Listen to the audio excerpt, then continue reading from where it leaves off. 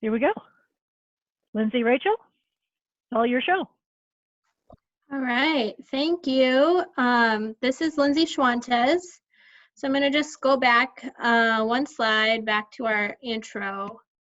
Like Brianna was saying, this conversation started, I don't know, over a year ago with a handful of master gardeners about finding ways that Capitol Region Watershed District and Ramsey County master gardeners could build a stronger relationship. I know my colleagues over at Ramsey Washington Metro Watershed District often work with your team of gardeners, so we wanted to do the same. So Brianna was right, we were going to do a tour of our office. I have a consolation video in this presentation to substitute for that, but we're going to cover a couple of topics. I also just want to say I'm doing this from home in my basement, and this is my first webinar. So bear with me, but feel free to submit comments like Brianna suggested about how best to facilitate these kinds of conversations. So let's get going. Thank you all for joining.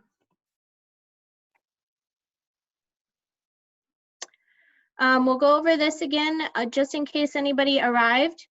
There are controls at the bottom of your screen where you can select that chat icon, and everybody should be muted in order to hear the presentation and not have feedback from other people's speakers. So go ahead and engage in the meeting using that chat panel. So I'm Lindsay Schwantes, Community Outreach Coordinator for Capitol Region Watershed District, and I'm co-presenting tonight with my colleague Rachel Funke. She's our Urban BMP technician, and we will share out this. Oh, do you want to say hi, Rachel? Do you want to turn on your camera? Your video's off, Lindsay. Oh, do you need to see my video? That's just if you want to show your face. Oh, in my basement. Sorry, I can't see any of videos when I'm screen sharing, so I can't see all of those panels for the presentation. I'll say hi later. So I'll do a little bit, some of these segments. Here's our outline for tonight. We're going to talk a little bit about our organization at Capitol Region Watershed District. I'm then going to pass it off to Rachel to cover our Stewardship Grant Program. She's going to talk about, I think that's the program that's the most relevant to you all. She'll talk about rain garden design, function, and maintenance. And then I'm going to move on to collaborating with our master water stewards, a little bit about that group. Talk about our watershed management plan, and then move to next steps. Okay, let's kick off with a video. And I think I'm going to try this in a different panel.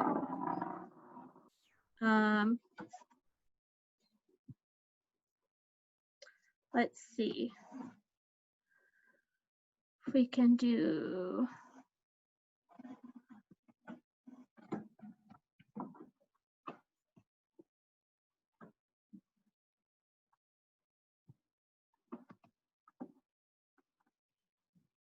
Okay, Brianna, can you see that? Yep, you're good, Lindsay. Okay. Yep. So I decided to choose this video because it's kind of a comprehensive view of our organization, but also kind of brings a little bit of a sentiment of hope and inspiration in the undertones of this message, and I thought that was appropriate for kicking off this unique meeting in a unique situation. So let's take a view.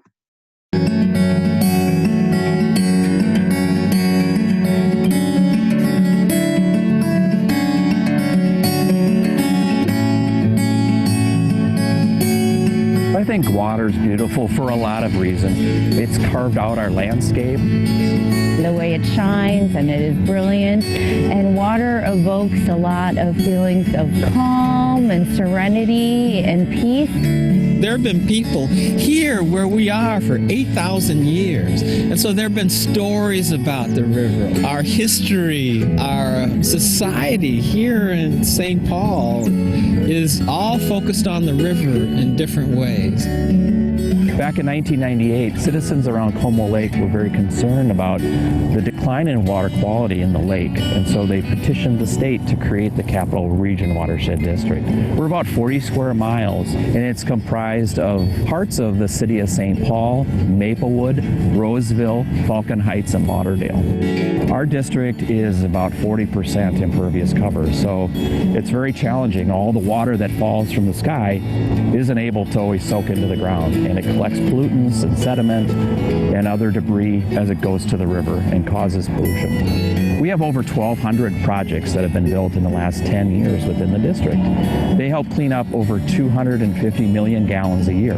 That's making a huge difference. The Trout Brook Storm Sewer System plays a very important role within the 40 square miles of Capitol Region Watershed District. It is an over 6-mile long pipe that stretches from Como Lake in St. Paul and Lake McCarran's in Roseville. It is the system that takes the rainwater that falls on the land and puts it underground and safely conveys it to the Mississippi River eventually. It's really important to maintain the integrity of the Trout Brook Storm Sewer System. It's over 100 years old, and it's amazing that it is still intact and functioning properly. We're filling in the places where there are gaps in the mortar between the limestone blocks of the tunnel and adding a liner to certain sections to ensure that it holds its shape and can convey water. It's really important that we work with our communities and residents. The Watershed District can't do this alone. We need residents to help do their part. Everyone affects the land and the water, so we need residents to help out and not use too much salt or fertilizer, to pick up dog waste, maybe keep their storm drain clean. When you let any soil come down to the street and that water runs into the storm drain that's on the corner, that water goes directly to the Mississippi. And all of that ends up downstream, ends up in Iowa, it ends up in Missouri, it ends up in Arkansas and out into the Gulf of Mexico. So we have this responsibility to the world, really. My family has been connected to the river since the 1870s. My great-grandfather came up north on this great highway, the Mississippi River. And then I lived literally a block away from the river in Lowertown for 11 years. We all have this responsibility to this great watershed and to the generations that follow us. We need to take care of all of our water. It's not just any one city's water or communities, it's all of our water.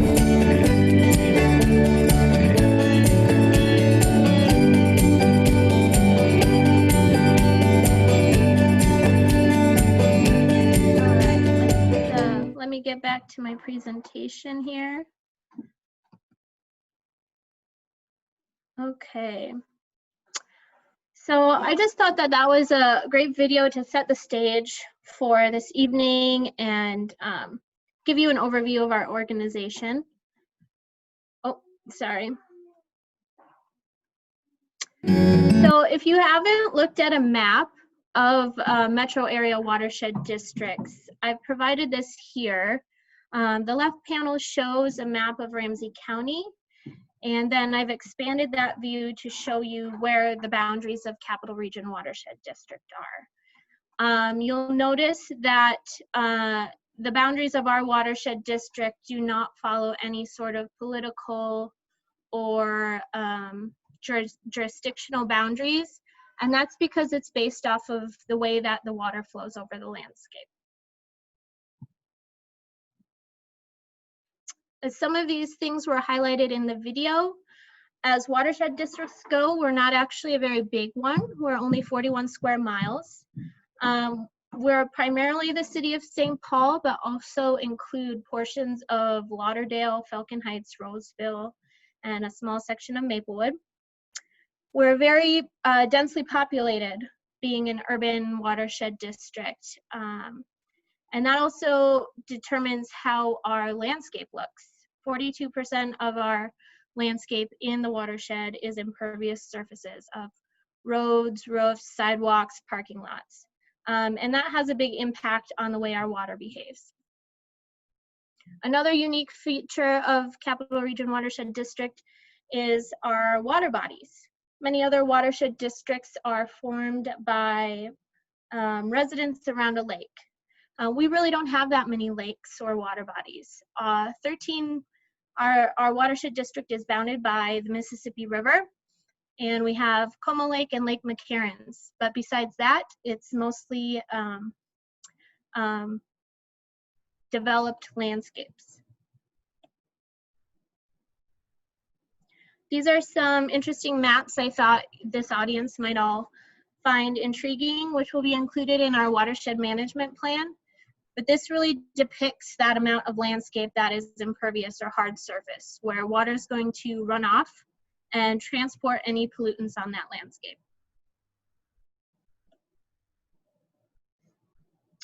This is also a pretty interesting map for map people, which I am one. I'm guessing there's a few of you in this audience as well. But just shows how water drains to that 13-mile stretch of the Mississippi River. And those yellow boundaries that you see on this map are what we call sub-watersheds, or smaller drainage areas within our Capitol Region Watershed District. I've also found this map to be quite interesting. This is a map of historic water resources in our landscape. Prior to development, we would have had many more spaces of stream channels or wetlands. And all of those types of water features help treat water and also create different ecosystems and biological habitat. So the fact that we've developed our landscape really has limited the diversity that occurs within our watershed district, which makes it all the more important for us to invest in any sort of restoration efforts where we have potential.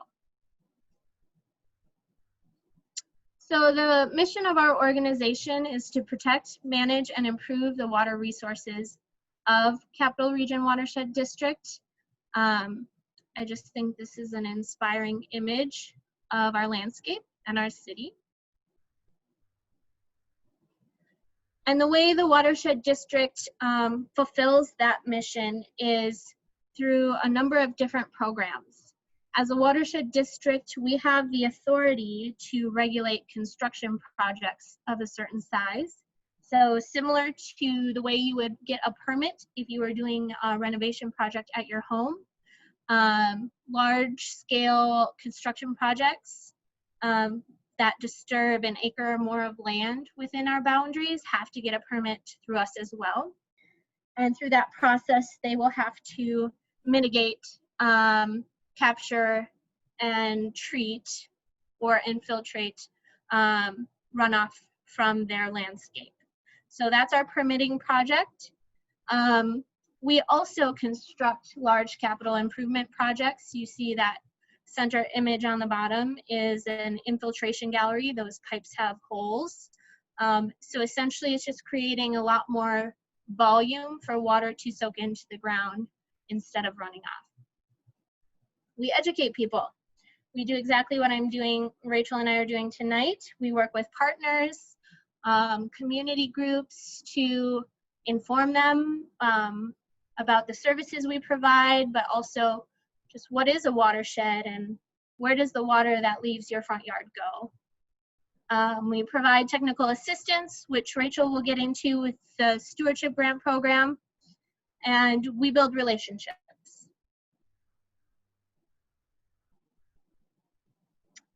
Also, I think this is a unique image because as watershed districts go, we're relatively young.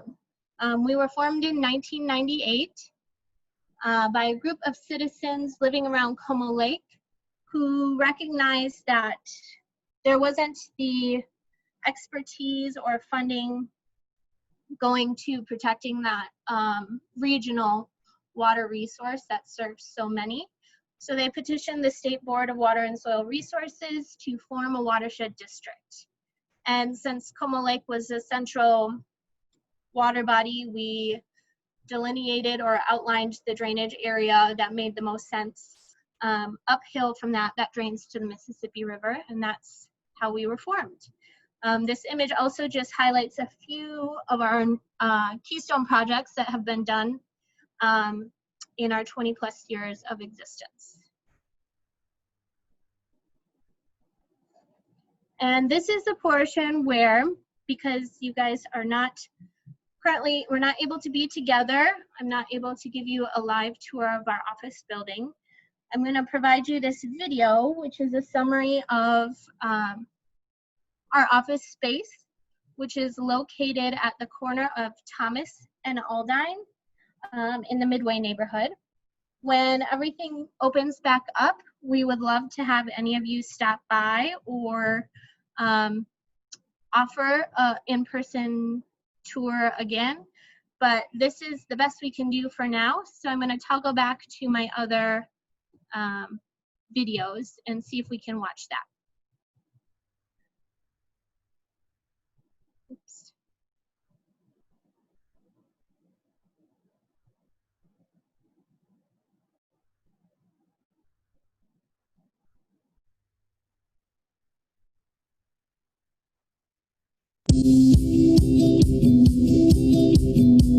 This building project has been an amazing journey. It started back in 2012 when we realized we were going to eventually run out of space in our old office. We wanted a space we could call our own and really emulate the work that we do in the watershed. Sorry, folks.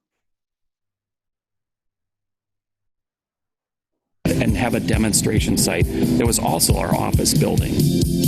We looked at over 75 sites before we found this one. We found this place and it was perfect. It was owned by McQueen Equipment, and we knew that we could design it for the long term and have space for our staff, our public meetings, and the long-term growth of the organization. When we bought the building or first looked at it, Kurt, the former owner, said to me, "What are you going to do with it?" I said, "We're going to move in." The building is located in the heart of our watershed district, in the heart of the city of St. Paul, so it was very important that our building embodied. Apologies. Try one more time. We might want to let that spool up a little. The organization. When we bought the building, Pause it and Kurt, just talk for a few minutes. said to me, "What are you going to do with it?" Brianna, do you have any questions that have come up in the comment panel? I'm not able to see that with my screen share. Right. I haven't seen any questions. While we wait for this video to load, if you have any thoughts or comments or questions about what you've seen so far, open that chat window, shoot me a message. Everyone should be able to see it, or you can send it directly to me or Lindsay or Rachel. Otherwise, we'll just give this a minute for the video to catch up. Is that viewing okay on your end besides this buffering? Yeah. Yeah, it's not really moving forward. I'll hit play one more time. And Otherwise, if this I is, would reload the page. okay, Just refresh the Vimeo page. I'll close this. Sometimes a video can get stuck. But the good news is it has cached at least that much video, so it should return to that spot. Okay. And also, you'll see that the link is in that PowerPoint, so folks can view this after the fact. We'll make this available to everybody. Actually, could you copy that link into the chat window so everyone can have a copy at home? Let me see. I'm not sure I can participate in chat right now, is the thing with my screen share. Rachel, could you grab that? Do you have that link? I'm sure I can figure that out. Either pull from the presentation before or from that webpage if you have it. Okay. I'm going to go ahead and try to hit play and we'll see what happens. Rachel, you Fingers can crossed. try to see if you can find that. Okay.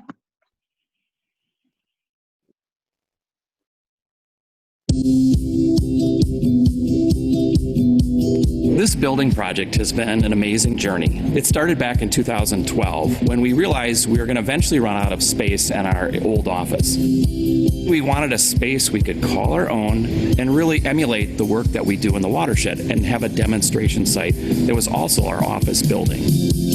We looked at over 75 sites before we found this one. We found this place and it was perfect. It was owned by McQueen Equipment, and we knew that we could design it for the long term and have space for our staff, our public meetings, and the long-term growth of the organization. When we bought the building or first looked at it, Kurt, the former owner, said to me, "What are you going to do with it?" I said, "We're going to move in." The building is located in the heart of our watershed district in the heart of the city of St. Paul. So it was very important that our building embodied sustainable practices and values. We're asking other people to be sustainable. We're asking other people to be environmentally conscious.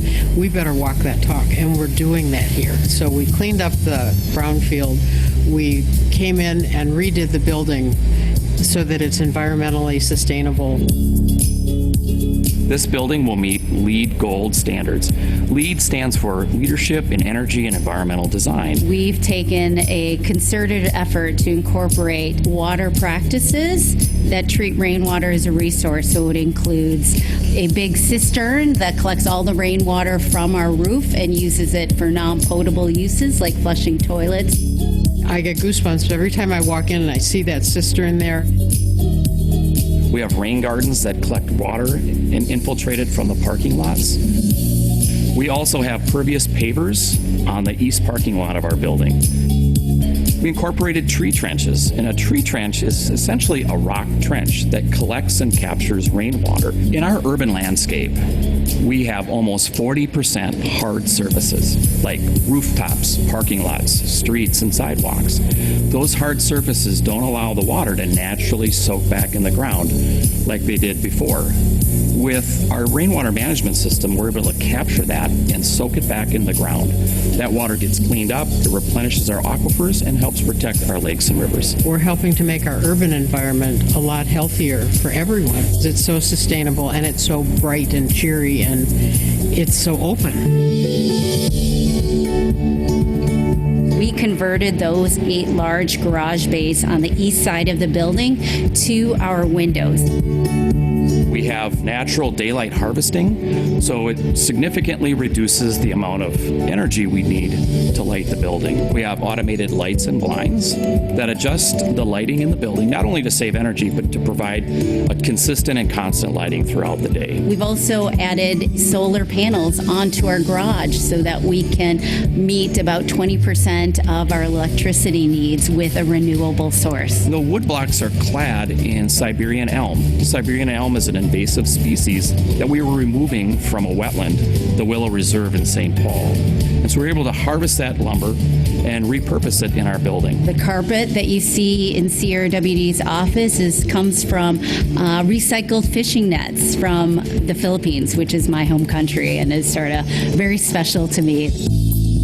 I'm also really excited about the Pocket Park. The Pocket Park utilizes rainwater from the interior cistern and directs it to an interactive exhibit that's been designed by a local exhibit designer. It represents a mini urban watershed. We can have the kids in and let them play. I mean, that's what it's all about.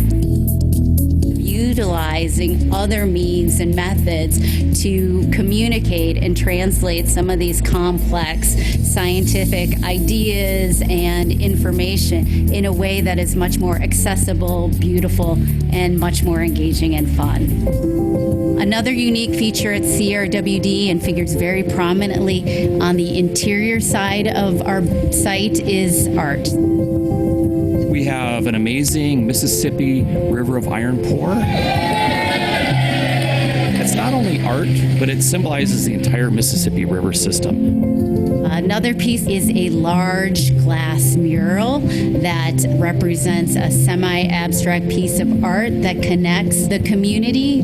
Our third piece is this large suspended kinetic sculpture created by an artist based in Duluth. He's taken water level and velocity data collected by CRWD staff from the Trout Brook storm sewers to show our visitors how invisible infrastructure works and what it looks like. Another local artist, a painter, worked with second graders in the city of St. Paul using both water and sediment from the Mississippi River and a community rain garden in a painting. When we looked at our building, we looked at it through the lens of a community space, an office space, an environmentally sound building, as well as a place we could really showcase what we do. We went through about a year-long design process for this building, and I really believe that no element was overlooked. We have an amazing assortment of art, natural features, natural light, energy conservation, and stormwater management.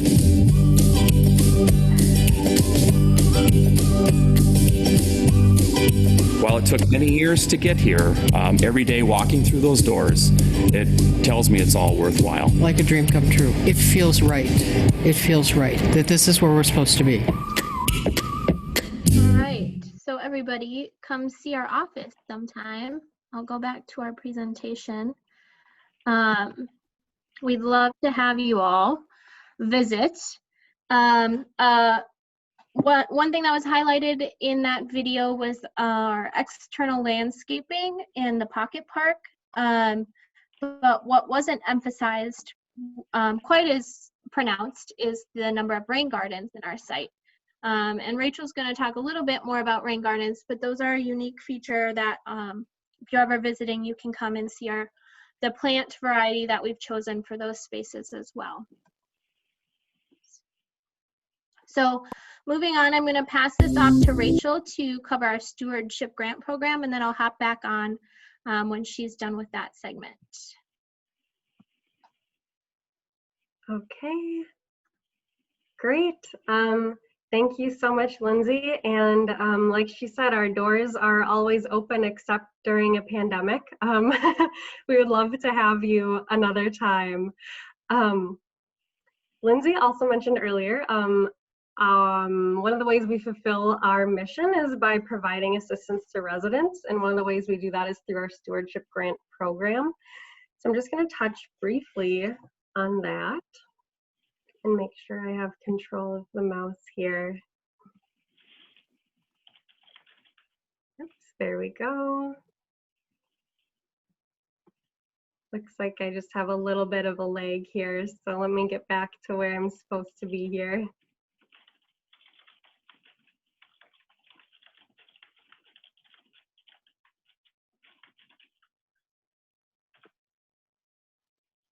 Spoiler alert, I'm ruining the whole presentation. There we go. So our stewardship grant program is available to CRWD residents, including municipalities, schools, businesses, just private homeowners, and other residents. We offer free site visits with a landscape architect, and he'll come out to your site, give an assessment of what kind of projects might be available on your site, whether it be a rain garden, permeable pavers, green roofs, channel drains, all sorts of things, and what kind of grant award we could provide, as well as technical assistance all the way down to the blueprints if you want to do it yourself, or helping you work with a contractor for a successful project.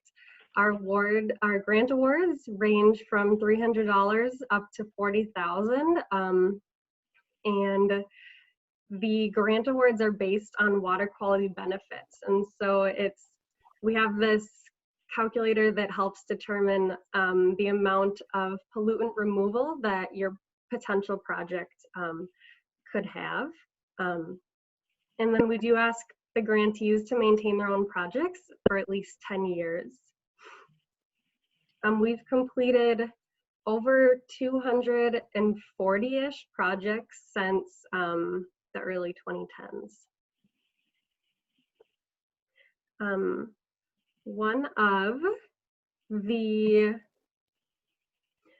of the most popular stewardship grant projects that are constructed are rain gardens. There are hundreds throughout Capitol Region Watershed District, and many of you might know the kind of basics of those already, but I'll just briefly go over that in a little more detail here.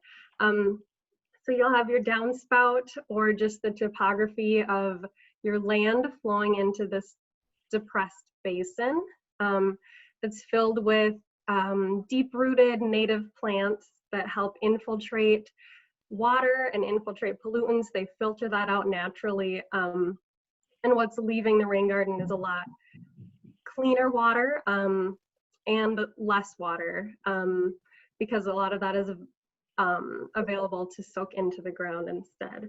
And those native plants have a lot deeper root systems than non-natives or weeds or things like that, so they can more effectively infiltrate. They're adapted to the climate, so they're a lot more resilient. They're going to last a lot longer in your rain gardens. And one of those kind of common misconceptions, people sometimes think that there's standing water in these for a long time, and really you only have standing water for 24 to 48 hours. And so you don't really need to use those water tolerant plants except for really in the deepest part of your garden. We find that a lot of native prairie plants are really successful in these gardens, and a lot of just plants that you might use in other parts of your yard as well.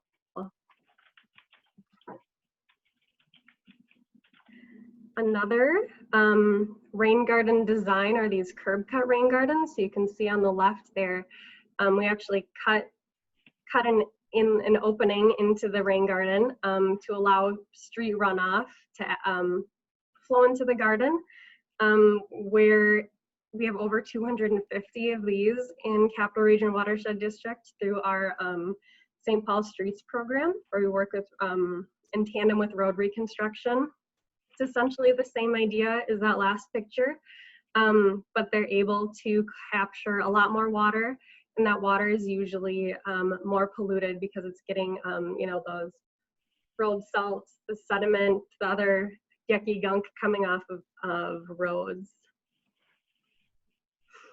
And like I mentioned before, these rain gardens have ton of benefits. Pollutant reduction, they create green space in a really urbanized area, provide flood protection, create habitat, especially for pollinators, if you're planting the right things, and water conservation as well. You know, you don't have to water that garden as much as your others.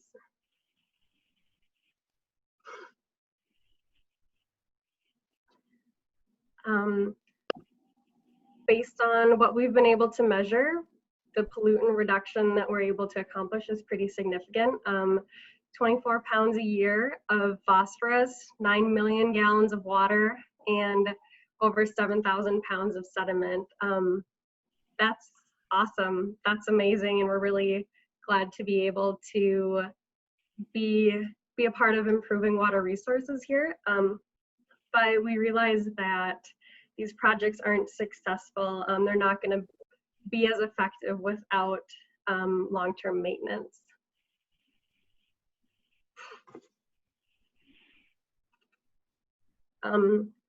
So as I mentioned earlier, when we complete a project, we ask grantees to maintain their projects for 10 years.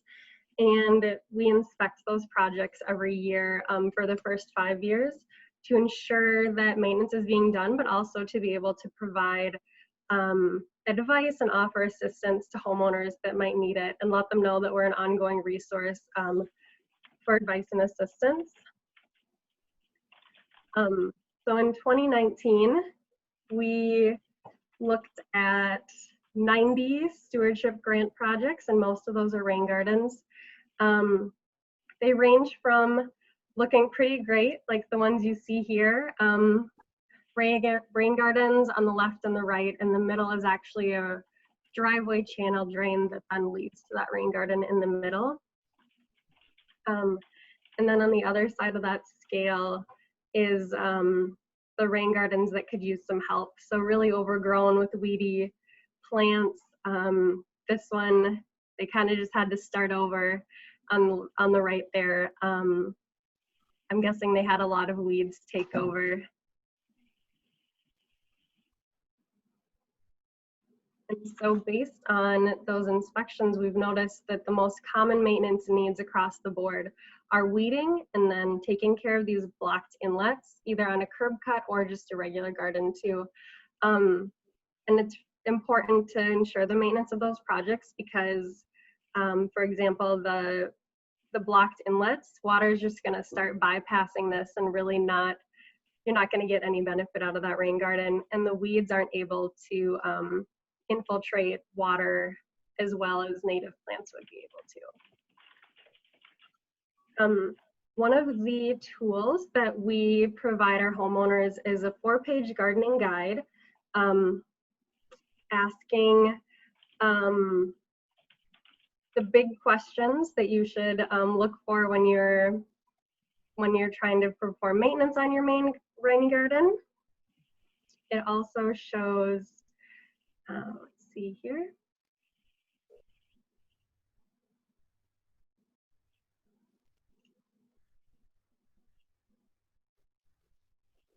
It also shows a good number of native plants that you could replace your rain garden with. We encourage people to add plants as their rain gardens shift.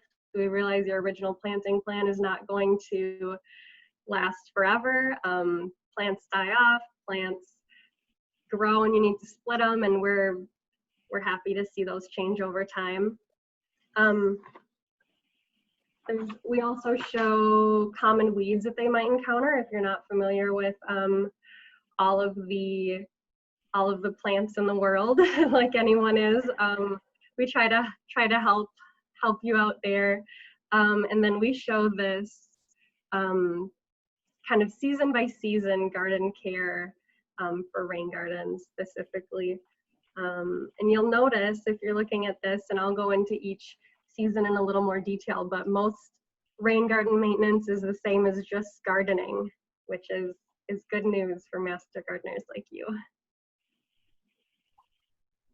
So in the spring, we recommend removing dead plants, dead stalks, waiting till probably June-ish to get that maximum pollinator benefit.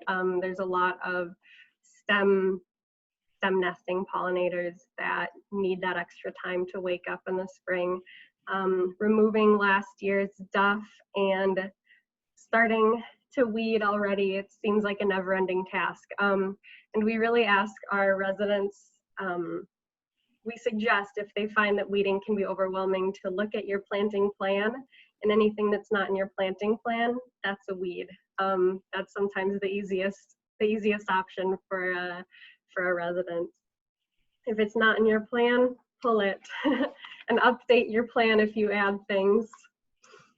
In the summer, we recommend just pruning some of those things that get a little crazy, checking for erosion, ponding, and flooding. You can see in this left picture, this was taken well after a rainstorm. There shouldn't be that standing water there, so we'd want to look into that and see what might be causing that. Weeding again, always important. In the fall, we like to recommend removing or replacing plants. Some of our residents think that the only time you can plant is in the spring or the summer, and we say, you know, spring's fine, summer you might want to hold off. Fall, have you heard of fall planting? And we also recommend removing leaves. I know some gardeners leave their leaves in for a layer of kind of insulation, but we don't want our gardens to become a source for phosphorus with those decaying leaves. So I'd say if you leave them in the fall, at least take them out early on in the spring before they can degrade a little too much. And we recommend leaving up dead stalks until the spring too for added habitat and pollinator benefit. And then in the winter, you know, getting your tools ready, replacing mulch if you need to, can be a good time to do that. Removing trash, it sometimes is a lot more obvious in the winter when there aren't things growing. And avoiding piling snow that has salt on it, and trying not to compact the soil too much, so that you keep that pore space that water can infiltrate into. We do have a lot of residents that pile snow, and they seem to do fine, but I wouldn't build a snow fort on top of it, I guess.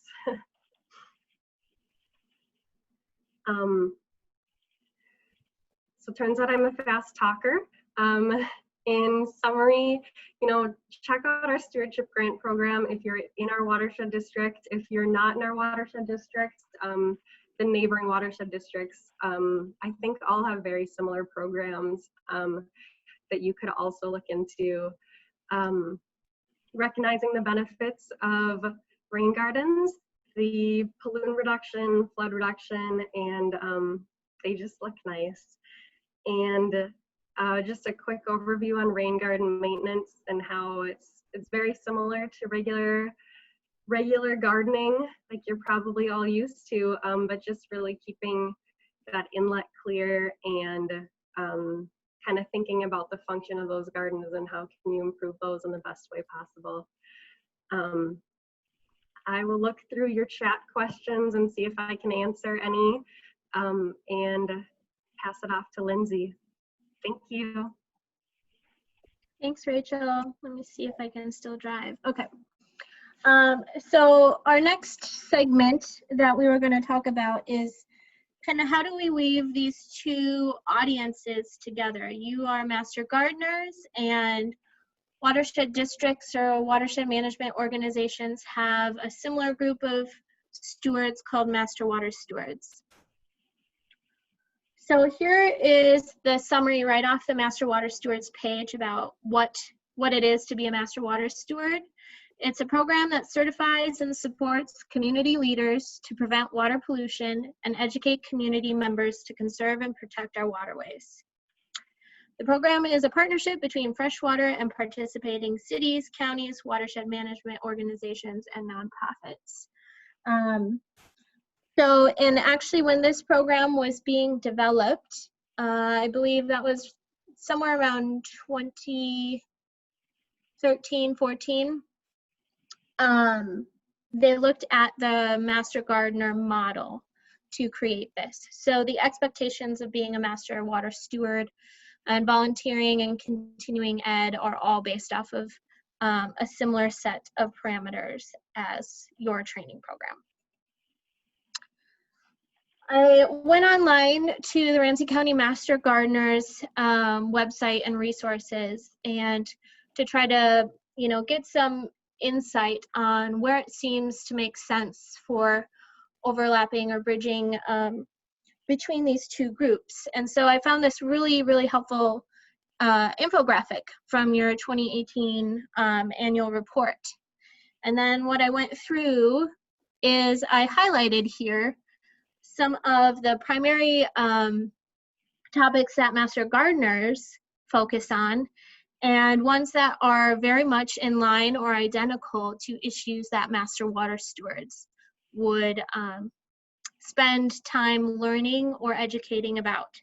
And those include plant diversity, pollinators because of our emphasis on native plants, clean water, obvious, climate change, and just getting more green space in our urban areas and being close to nature. As a Master Water Steward, you go through a set of courses that are done online and in person. That model may change in light of this virus that we have right now, but we're creating a network of individuals who are trained in rain garden maintenance, design, water quality issues, and policies. And at the end of that, they work with their host organization like Capitol Region Watershed District to design and construct a capstone project. So here are some images from a team of stewards from a couple of years ago on the project that they worked on and built together.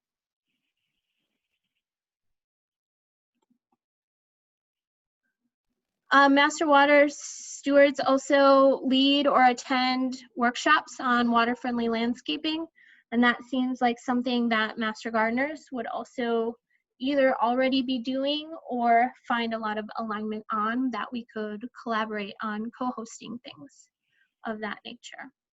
And this is a rain garden maintenance workshop we offered to all of our grantees a couple of years ago that had a great turnout. I think we had close to 75 folks come and learn new tips, ask questions about how their rain garden had changed over time, troubleshoot, and then we connected them with master water stewards to do consultations for those who had a lot of detailed questions or concerns about how their rain garden was functioning.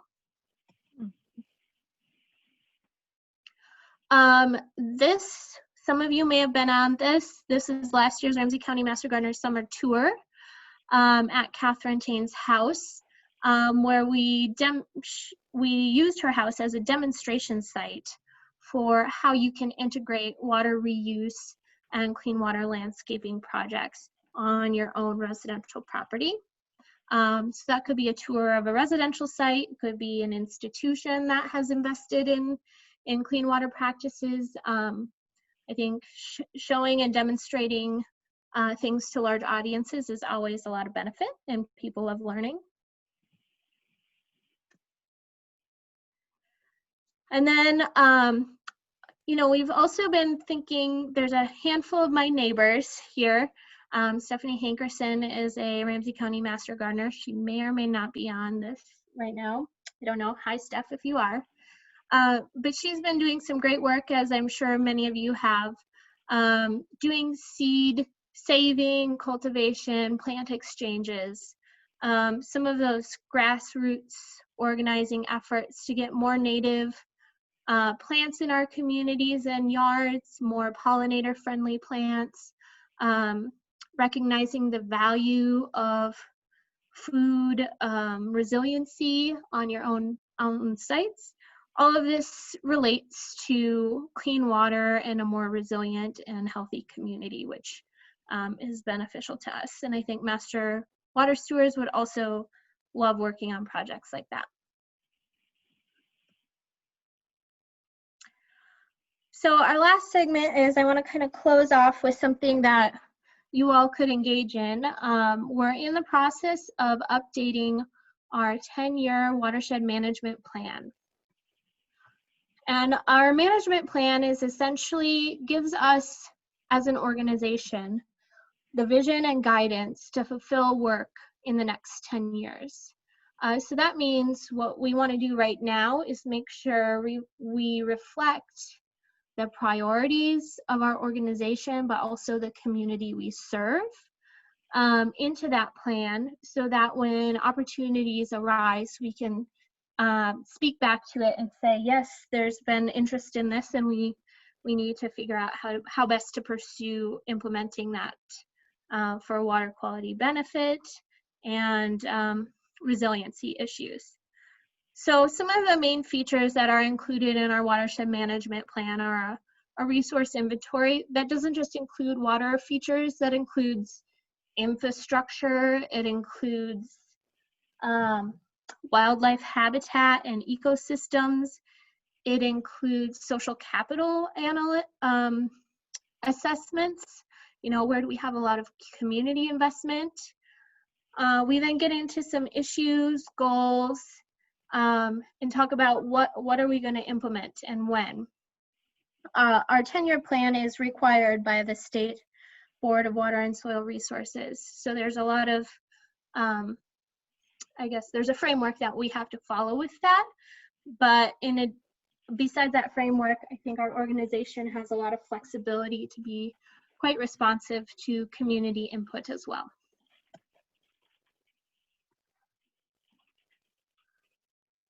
So this started, we really began working on the outline for this 10-year vision last spring. Yeah, about a year ago now, I guess.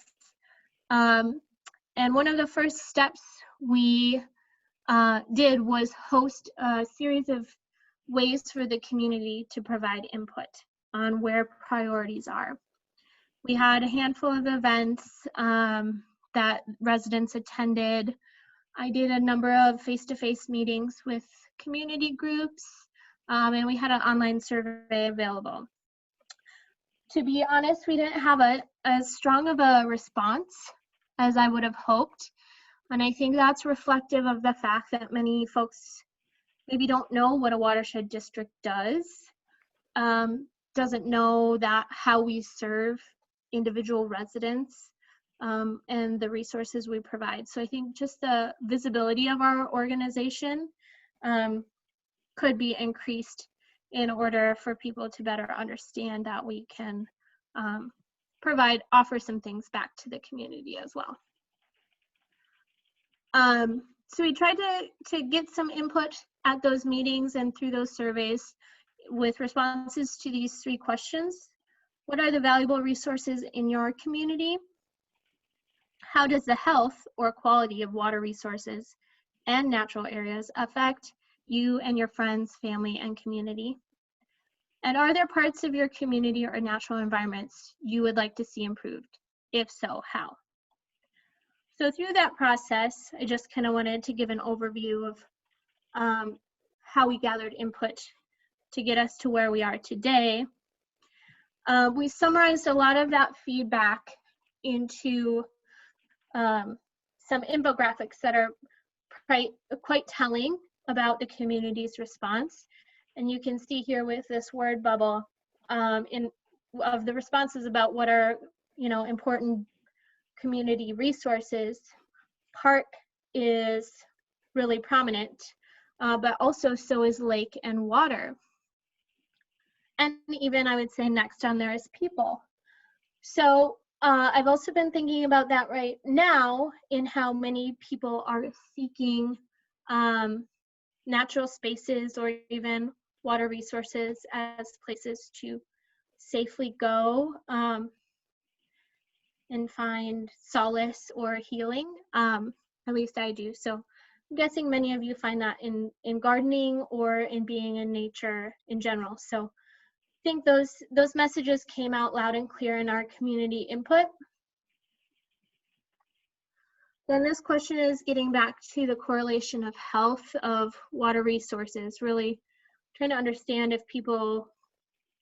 how people evaluate water quality health or water quality in general, and how that has value to them.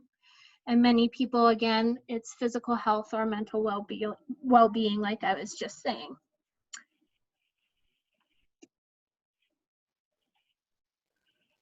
So through that spring and summer and even into fall of last year of 2019, we gathered all of this community input and compiled it along with input from an advisory panel of technical partners from city, county,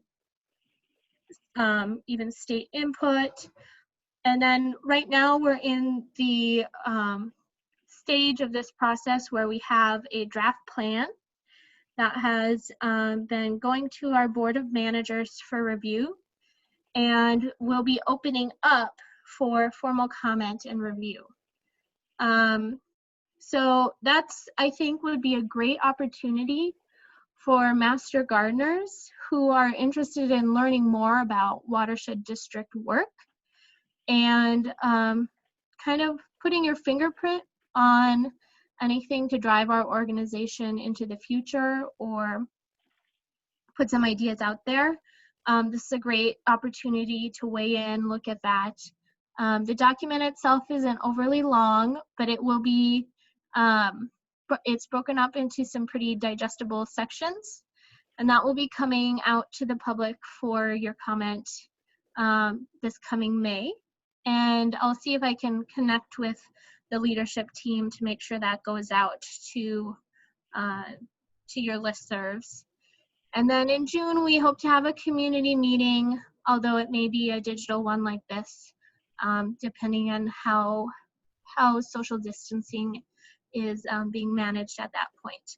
So like I said earlier in the presentation, we have, we'll make this whole slideshow available to the entire audience and share that out, which will have these links. So you can check back on our website if you want to follow any more details about the watershed management plan, our stewardship grants. I will be meeting with a team of master gardeners shortly to discuss more ways to collaborate with master water stewards. So there might be some more ideas coming forth with this group on that. And with that, I don't really have anything further to discuss. So kind of pass it off to Brianna to guide us with where you want to go from here. Wow, I just realized I haven't been muted this whole time. I'm glad I wasn't like singing to myself. So I've been watching chat and I've been collecting the questions as they come in. So I'm actually going to steal a screen share from you, or if you don't mind breaking out, and then I will share the list of questions that have come up, and maybe you guys can walk through them. I know that Rachel's been answering a few. I got a little excited answering questions prematurely. That's perfectly fine. Let's see. All right, so hopefully you see this list of questions. I'm gonna look for people nodding their heads. I do, yes. Okay, so first question that came in was about the Phalen watershed and whether it extends to Lake Phalen, because there's a sign on Bruce Bento that indicates that it drains into the Mississippi. Are you aware of that or have any information about that watershed? Yep, so Lake Phalen does connect to the Mississippi River. Okay. There's a lot of different ways you can kind of say where water goes, you know, based on the scale you're looking at. And so ultimately it gets to the Mississippi, but it might have a few stops before there. Yeah, okay. So water would start at Lake Phalen and then head south through areas like Bruce Bento on its way to the Mississippi River. And there is a large storm tunnel similar to that one that was shown in our video that conveys water from Phalen Lake to the Mississippi River. So much of that is managed by Ramsey, Washington Metro Watershed District. Okay. So if you guys remember the second question, do you remember who the architect was for your new facility? Ooh. MSR. What was it? MSR? Yeah. Like that? Yes. I don't know if there's something after that, like Inc. or MSR Design. I'm sure you could Google that.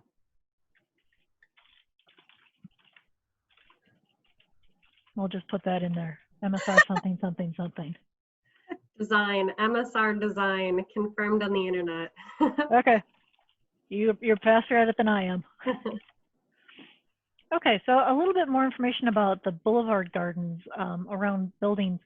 What have you seen or heard about ways that these folks are managing to keep debris or duff out of the drains?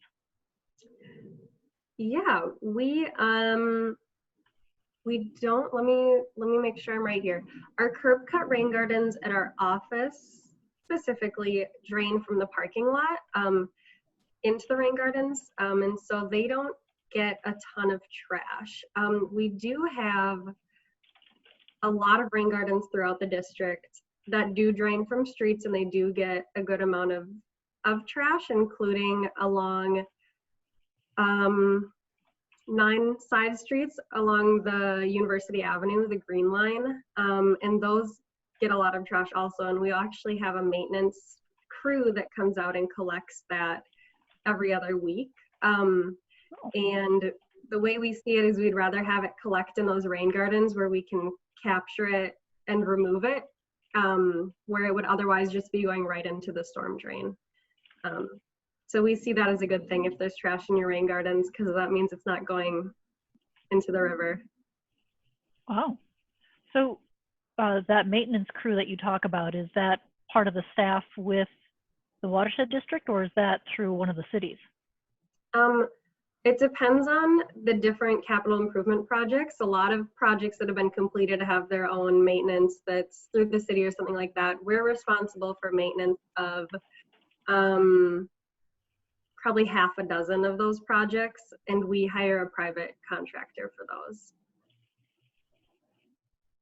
And they don't just collect trash, they do the plant care and raking the duff and all sorts of maintenance too. So I just want to check, there's a word you've used a few times, and I think it's duff, D-U-F-F. Leaf litter, I guess I'm using those terms interchangeably. Okay, just checking so that everyone has it as well. Right. Let's see, you asked a question about your new conference room. I'm wondering if Frank thinks he's going to check that out. Do you rent your space? Right now, so we're not taking any future appointments at the moment. We were going to host all of you, so we could facilitate a monthly meeting of Master Gardeners. 180 is a bit much. I overestimated. Yeah, I think it's closer to, it depends on what configuration, like if you need table space or not. So, but what you can do is you can reach out to us if you have an inquiry. Right now, obviously, you're not going to get to be able to book it, but we can tell you if we have the space or the accommodations to fit your needs. The intention was with our building that it would become a community resource as well. So it is available for outside groups to use outside of the situation we have right now with the coronavirus. And there's no charge. It's just first come, first serve for now. For now.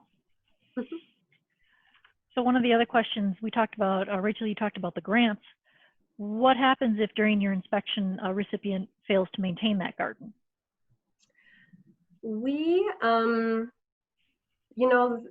our grantees do sign an agreement saying that they'll maintain the gardens.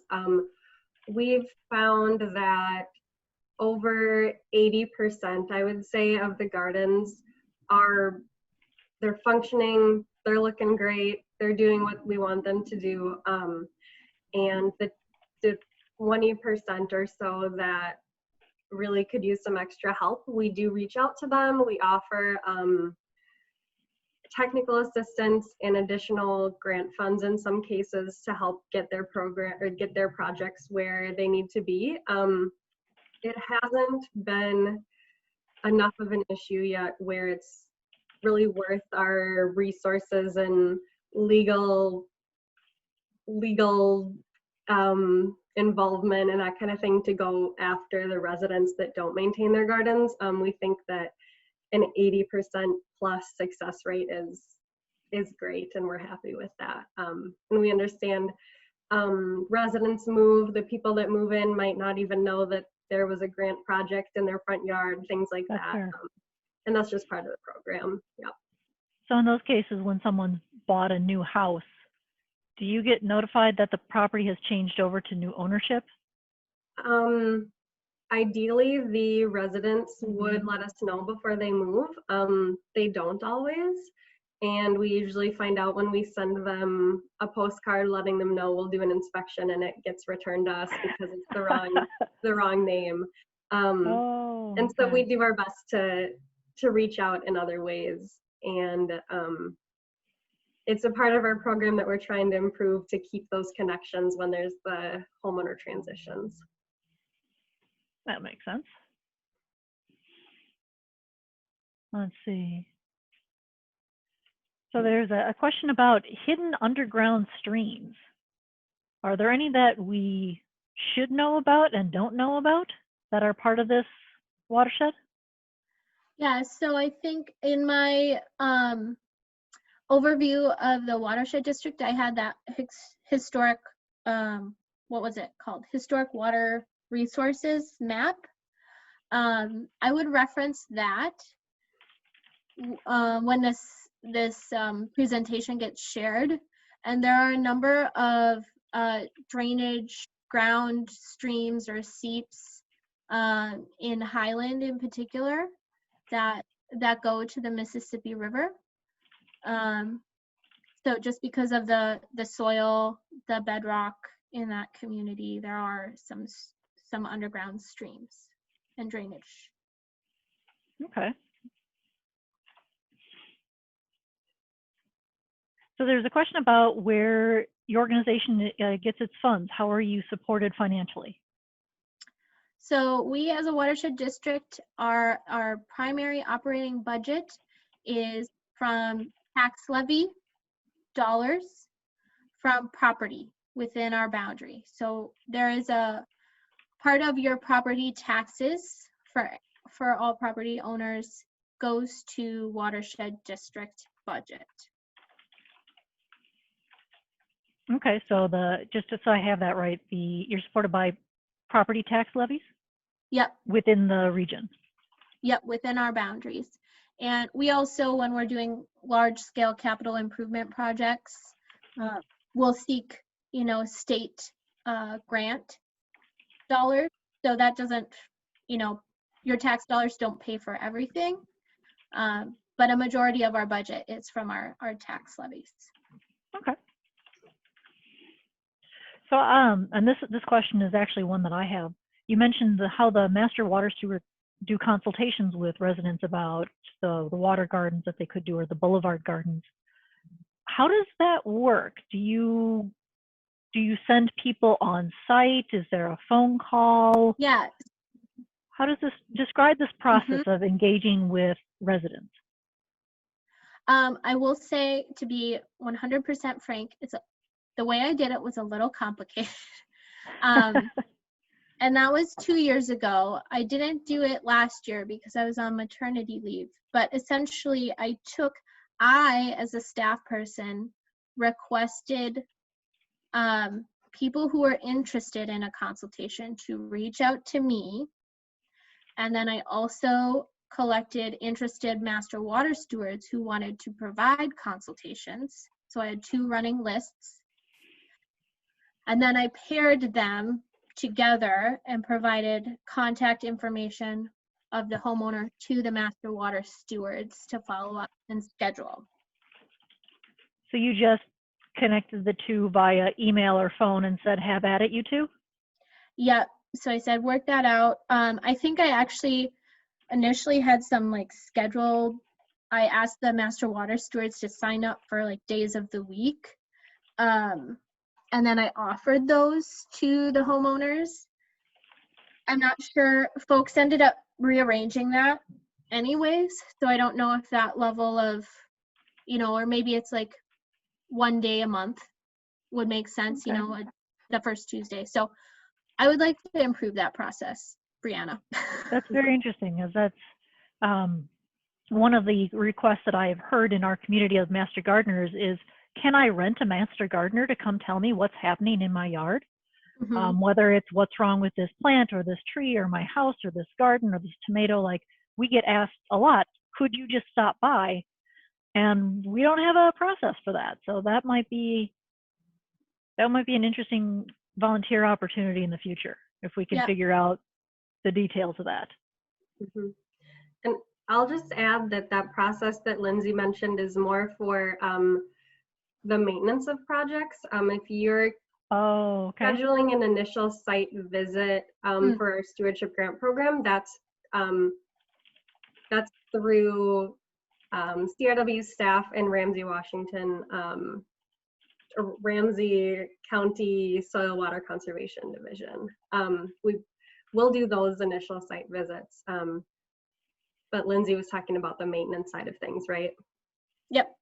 Got it. Okay. We'll new track. So there's a question about some of the projects that are coming to Lake Como. What's new on the lakeshore?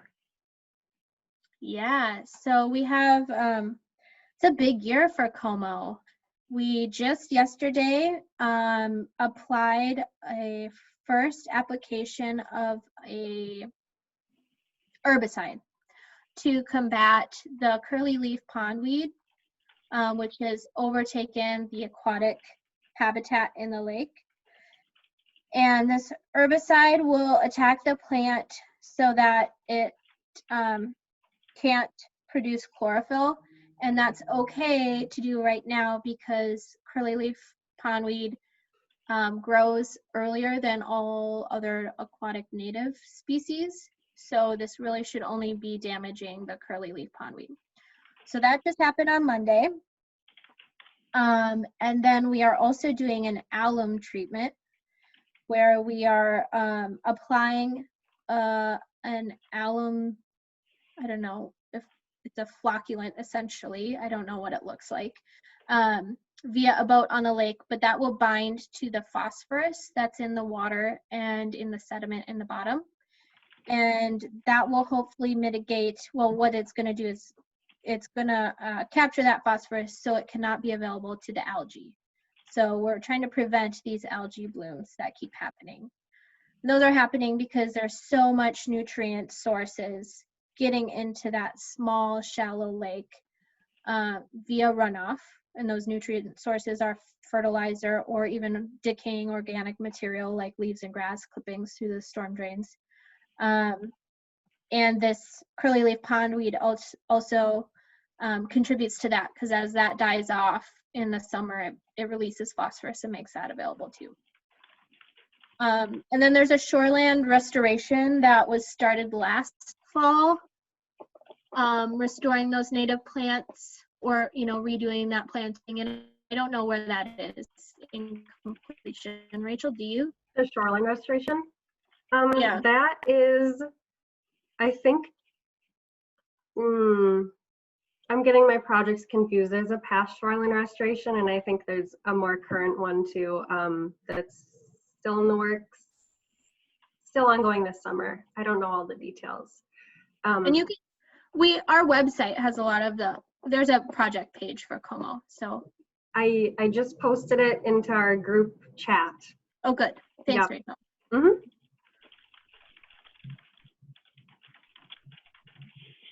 Okay, so we have a resident from around the area saying that they've never seen any information about the community meetings. What channels are you using to get the word out? So we posted it on all of our normal channels, like Which are? social media or our website. You have a Facebook page or a Twitter feed? Facebook, Instagram, Twitter, LinkedIn. And then I have a number of partners that I work with, community partners that I sent it out to, and grantees, anyone we worked with in the past. And then we put it in a number of local papers.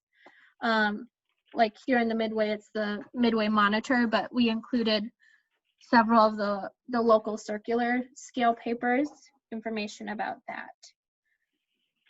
We didn't do direct mailing just because it would have to be the entire watershed. So I don't think we've ever done a full direct mail of all of our residents. Have you looked into using the social media app Nextdoor, which allows you to plug in a zip code or an area address and hit all the communities in that area? Yes, I've looked into it. I can't say I've done it recently, and we have a new communications associate.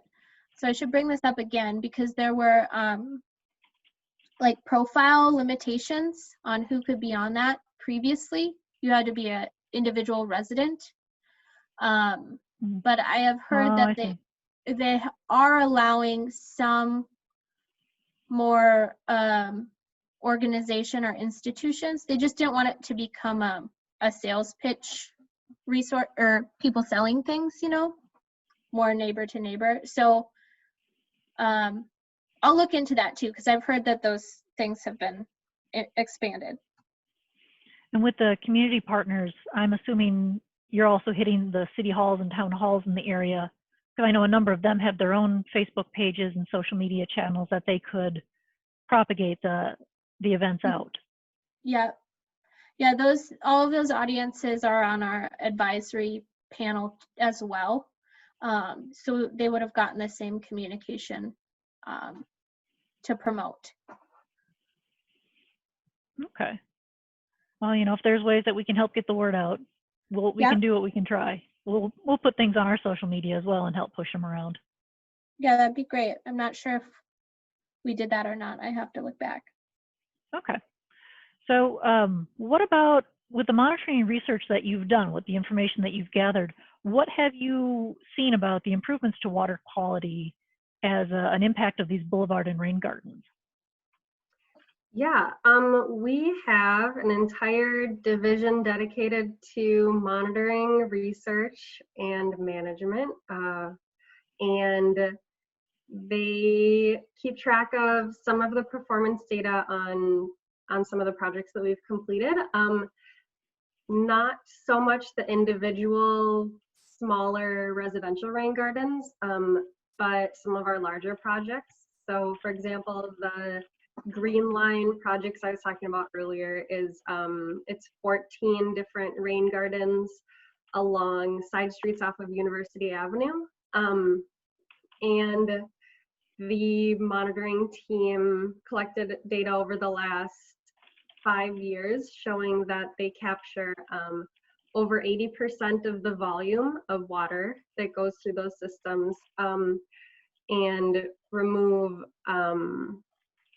trying to find the statistics here. It's in like the 80% of sediment and phosphorus, and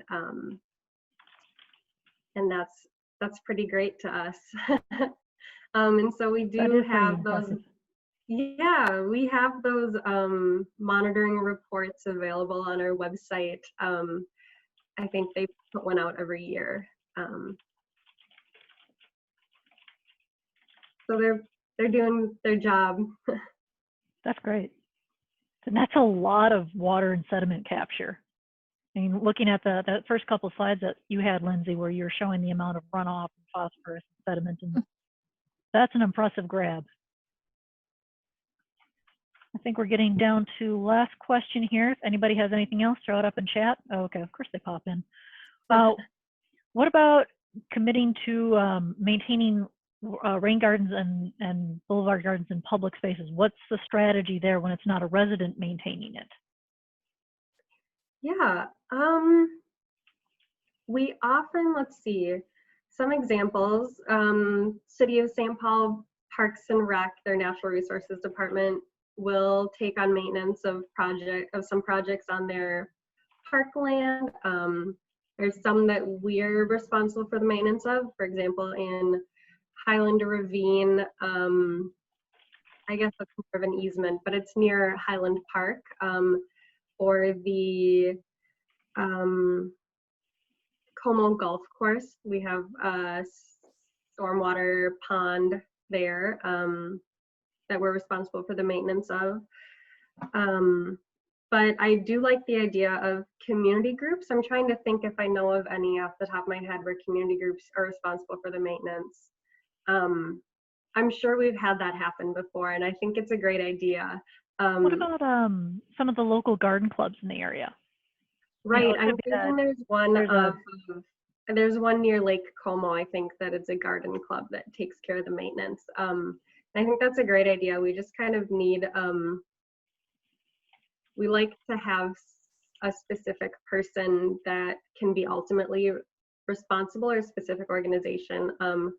But if it's an established group, I think that is a great idea.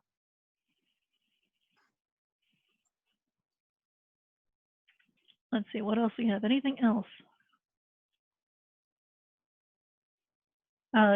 One person's asking that 80%, that was for the Green Line Boulevard Gardens, right? That you mentioned? Yeah. Okay.